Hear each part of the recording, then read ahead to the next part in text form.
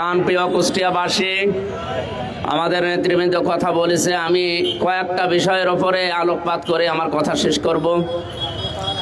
এখন নতুন ফ্যাসিস্ট হওয়ার জন্যে যে মানুষগুলো এই কুষ্টিয়াতে বিশেষ করে মাথা চাড়া দিয়ে উঠতেছে, আমরা এই বাড়িগুলোর দিকে একটু তাকাতে বলবো। এই সেই বাড়িগুলো যেখান থেকে পানির বোতল, শরবতের বোতল আমাদের জন্য এই মানুষগুলো ফেলে দিয়েছিল। সুতরাং আবারও যদি কোনো ছাপড়ি সংগঠন, আমি তো এর আগেও বলেছি, এখনো বলছি, যাদের সভাপতি সেক্রেটারি ছাড়া বাংলাদেশে আর কাউকে খুঁজে পাওয়া যায়। সুতরাং বাংলাদেশের এই সন্ত্রাসী দল এইটা এখন আর গণ অধিকার পরিষদ নেই, এটা গণধিকৃত পরিষদে পরিণত হয়ে গেছে।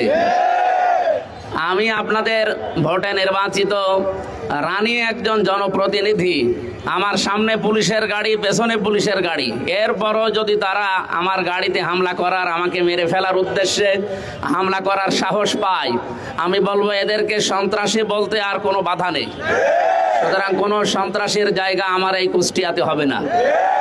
আমরা যতদিন আছি, বাংলাদেশ জামাত ইসলামী, ইসলামী ছাত্র শিবির, তাওহীদি জনতা এই কুষ্টিয়াতে যতদিন আছে, কোনো সন্ত্রাসী কর্মকাণ্ড আমরা চলতে দেব না ইনশাআল্লাহ। প্রশাসনকে আমরা আহ্বান জানাই, কোনো দলের লেজর ভিত্তি করা যাবে না, সে যেই হোক। আপনারা সরকারি লোক, সরকারের দায়িত্ব পালন করবেন। এই কুষ্টিয়ার ডিসি, এসপি, ওসি, টিওনো যারা সরকারিভাবে দায়িত্বে আছেন, জনগণের জন্য যদি কাজ করেন এই কুষ্টিয়াতে থাকবেন, জনগণের জন্য কাজ না করলে আপনাদেরকে আমরা বিদায় দিতে বাধ্য হব। প্রাণপ্রিয় কুষ্টিয়াবাসী, আমরা যারা এই দেশে দিন কায়েমের স্বপ্ন দেখি, আল্লাহর কসম এই খোলা আকাশের নিচে দাঁড়িয়ে বলছি, আমাদের আল্লাহর নামে শপথ নিয়ে বাড়ি থেকে প্রতিদিন বের হওয়া লাগে। সুতরাং আমরা যেহেতু বের হয়েছি, সন্ত্রাসী সামনে যেই হোক, বিশেষ করে গণ অধিকার পরিষদের নাম নিয়ে এখানে আব্দুল খালেক, তৌকির এবং নাম না জানা আরো কিছু মানুষের ভিডিও ফুটেজ যেগুলো আছে, আমরা অলরেডি তাদের নামে মামলা দিয়েছি। 24 ঘন্টা সময় দিলাম, যদি গ্রেপ্তার করে আইনের আওতায় আনা না হয়, আমরা ডিসি অফিস ঘেরাও করব।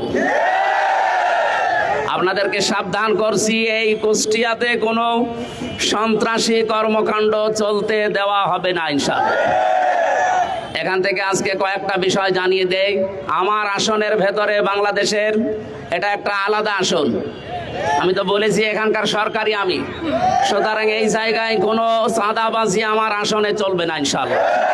কেউ কাউকে চাঁদা দেবেন না, কেউ কারো কাছে চাঁদা নেবেন না। যদি কেউ চাইতে আসে বলবেন এমপি সাহেবের কাছে দেওয়া আছে, ওখান থেকে ভাগ নিয়ে আসেন। কার বাবার বুকের কলিজা এত বড় হয়েছে আমি দেখবো ইনশাআল্লাহ। 2 নম্বরের বিষয় বলছি, যারা আমাদের সদর থানার এবং ইবি থানার যারা দায়িত্বে আছেন, এসএলআর, এসপি, ডিসি যারা আছেন, জনগণের জন্য এখন থেকে আমরা যা বলবো আপনাদের জনগণের জন্য হলে এইটাই করা লাগবে। এর বিপরীত যদি কোনো কিছু আমি দেখি বা আমরা দেখি, আপনাদেরকে কিন্তু এই জেলায় আমরা আর থাকতে দেবো না।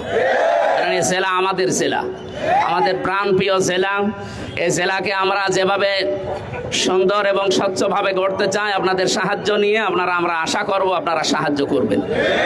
আমার প্রাণপ্রিয় কুষ্টিয়াবাসী যারা এসেছেন, নিজেদের কাজকর্ম বাদ দিয়ে আজকের এই বিষয়ের উপরে, এই যে অন্যায়ের প্রতিবাদ সভায় যারা আজকে উপস্থিত হয়েছেন, সবাইকে অন্তঃস্থল থেকে ধন্যবাদ জানিয়ে আমি আর একটা কথা বলতে চাই শেষে। বাংলাদেশে এই 55 বছরে যে গেমটা জামাত শিবিরের উপরে খেলা হয়েছিল, রাজাকার, আলবদর, জঙ্গি, বিভিন্ন ট্যাগ দিয়ে, এগুলো ভারতের একটা নাটক। এই নাটক বাংলাদেশে এখন আর খায় না এবং ভবিষ্যতেও কেউ খাবে না ইনশাআল্লাহ। সুতরাং আমরা সন্ত্রাসীদেরকে জানিয়ে দিতে চাই, এই দেশে জামাত ইসলামী এবং ছাত্র শিবিরের ওপরে এই ট্যাগ যদি কেউ দিতে চান, আমি স্পষ্টভাবে আপনাদেরকে বলছি, যেহেতু এটা ভারতের তৈরি করা নাটক। আল্লামা দেলাওয়ার হোসেন সাঈদী সংসদে বলেছিলেন, আমাকে যারা রাজাকার বলে এরা পিতৃ পরিচয়হীন অবৈধ সন্তান।